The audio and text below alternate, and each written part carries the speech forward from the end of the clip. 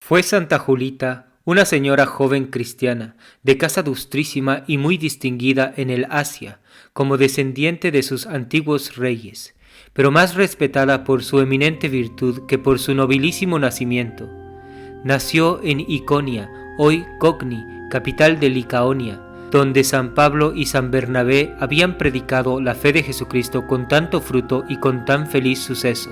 Habiéndose casado con un caballero de la primera calidad, como correspondía a su nobleza, fue su virtud ejemplo de señoras cristianas, añadiendo su modestia nuevo lustroso realce a todas las demás prendas que la adornaban, de manera que parecía como original del bello retrato de la mujer fuerte que pinta el sabio en la Sagrada Escritura. Era una de sus primeras atenciones el cuidado de estrechar cada día más y más la casta unión con el esposo que el cielo la había destinado, y el conservar la paz y buen gobierno en toda la familia, siendo esta su ordinaria y principal ocupación. Humilde sin artificio, modesta sin afectación, vestida con la decencia correspondiente a su clase, pero sin ostentación y profanidad, inspiraba aprecio y veneración en la virtud a cuantos la conocían y la trataban. Por otra parte, se hacía admirar y aún adorar por la afabilidad con que se hermanaba con todos y por el peso, prudencia y discreción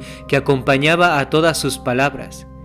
Ni era la menor de sus virtudes la exactitud con que pagaba el salario a sus criados y el amor con que los socorría en sus necesidades.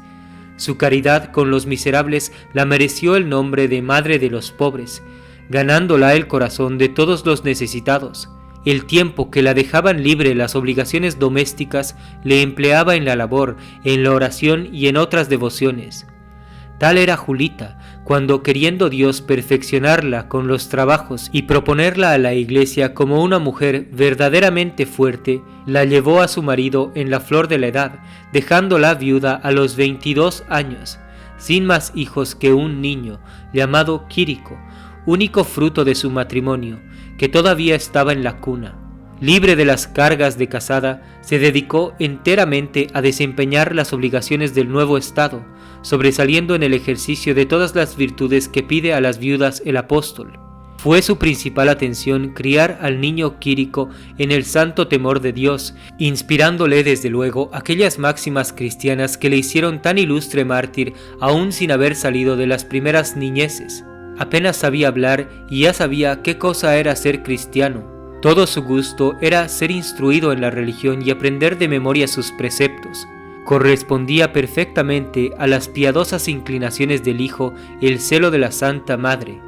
Nunca le hablaba sino del culto divino y de los principios del Evangelio. Tenía solos 3 años el niño Quirico cuando los emperadores Diocleciano y Maximiano publicaron su cruel edicto contra los cristianos, empeñados en exterminarlos de todo el imperio. El gobernador de Licaonia, llamado Domiciano, fue uno de los ministros que se mostraron más celosos en su puntual ejecución, y fue general la consternación en toda la provincia. En las plazas públicas no se veían más que eculios, potros, horcas y cadalsos, ni se hablaba de otra cosa que de suplicios y de tormentos.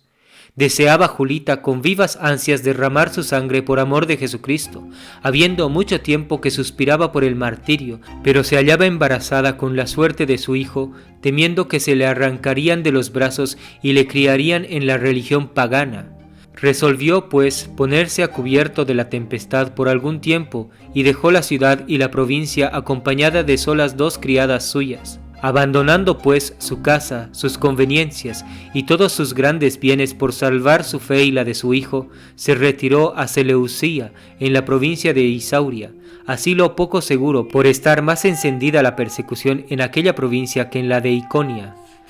Su gobernador Alejandro, aún más cruel que Domiciano, persiguiendo furiosamente a los cristianos, satisfacía su ambición y su despique, porque a un mismo tiempo lisonjeaba a los emperadores y contentaba la aversión personal que profesaba al cristianismo. Obligada Julita a buscar abrigo más seguro,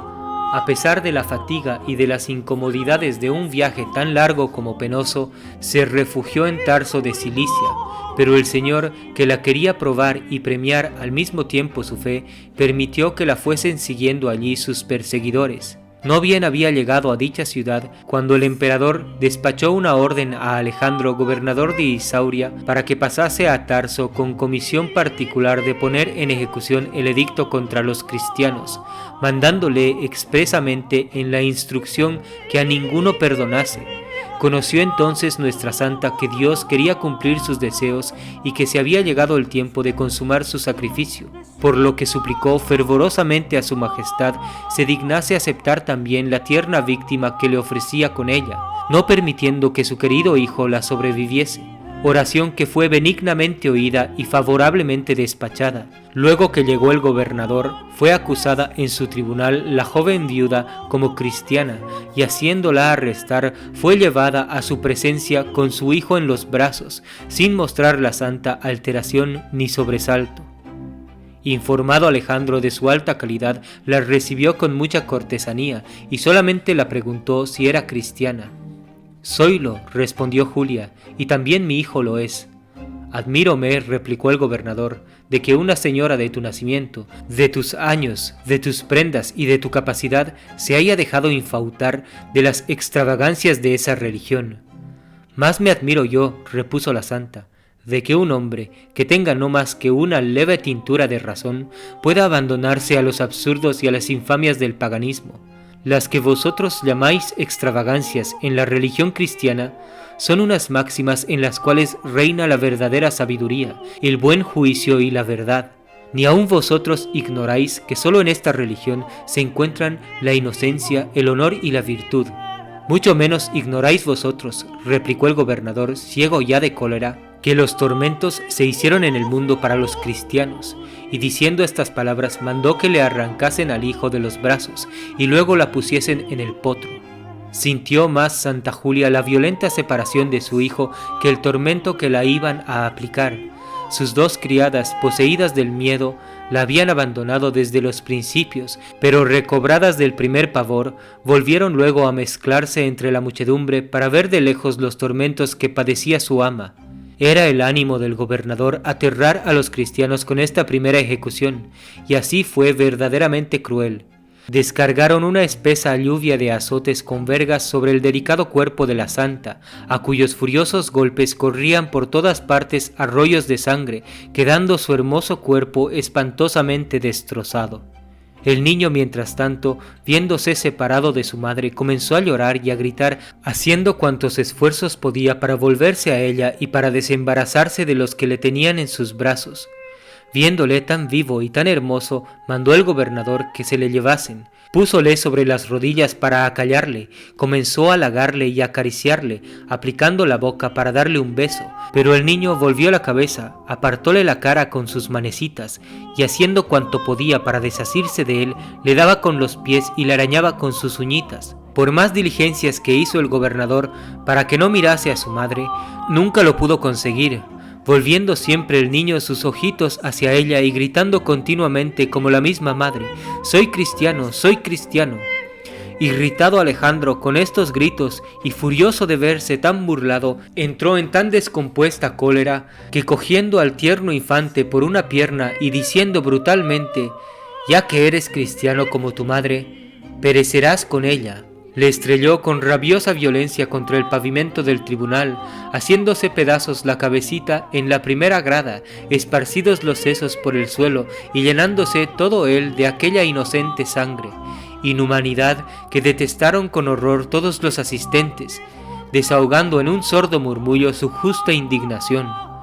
Sola Julita vio con ojos enjutos aquel glorioso espectáculo y manifestando a los gentiles cuánto la había elevado la gracia de Jesucristo sobre los movimientos de la naturaleza, se conservó bañada en un gozo celestial, rindiendo en alta voz gracias al cielo porque se había dignado coronar antes que a ella a su dulcísimo hijo. Oyó Alejandro, como todos los demás, esta oración, y a vista del generoso desprecio que hacía de la muerte, se desengañó que de ningún tormento sería capaz de doblarla. No obstante, por ejercitar su crueldad, más que por entretener su esperanza, mandó que la volviesen al potro, que la despedazasen los costados con uñas aceradas, que echasen pez derretida sobre sus delicados pies, y mientras el pregonero la exhortaba en alta voz a que sacrificase a los ídolos, la santa, levantando mucho más la suya, gritaba: «Yo soy cristiana». Todo descoyuntada, despedazada y abrasada, no alentó el menor suspiro, ni abrió la boca sino para dar testimonio de la divinidad de Jesucristo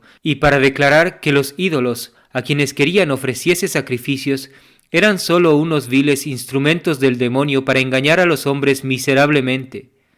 Amenazáronla con que sería tratada como su hijo, y ella exclamó: «Ah, si deseo con ansia alguna cosa, es tener parte en su dicha, y caminar cuanto antes en hacerle compañía en la gloria». El silencio, el aire y todo el exterior de los concurrentes daban bien a entender la admiración y asombro con que miraban la magnanimidad de aquella joven señora y la alta idea que concebían de su santa religión, lo que, advertido por el gobernador, determinó quitársela cuanto antes de la vista y mandó que la cortasen la cabeza. No pudo disimular su extraordinaria alegría luego que oyó la sentencia, y como era su mayor empeño que triunfase la fe de Jesucristo en medio de los tormentos, gritando sin cesar que era cristiana, los verdugos la metieron en la boca una gran bola para que no pudiese hablar mientras la conducían al lugar del suplicio. En llegando a él, les pidió la conduciesen un corto espacio de tiempo para hacer oración.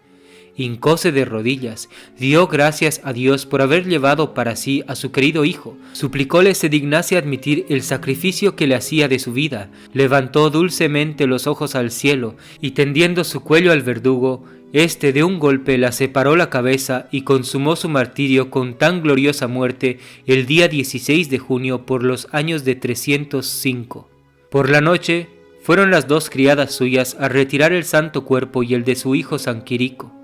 los que enterraron en un sitio del territorio de Tarso, a bastante distancia del lugar de su martirio, y habiendo vivido una de ellas hasta que el gran Constantino, 18 años después, dio la paz a toda la iglesia, descubrió el precioso tesoro que había escondido,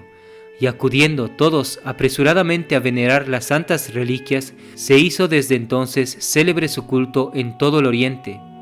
Dícese que, habiendo hecho un viaje hacia aquellas partes, San Amatro, obispo de Auxerre, trajo consigo los cuerpos de San Quirico y de Santa Julita, y los colocó en una iglesia que tuvo después su misma advocación. Lo cierto es que las muchas iglesias que hay en Francia dedicadas a estos dos santos persuaden bastantemente que sus reliquias se repartieron entre varias, como en Tolosa, en Clermont, en Arles y singularmente en Nevers, que tiene por patrón a San Ciro.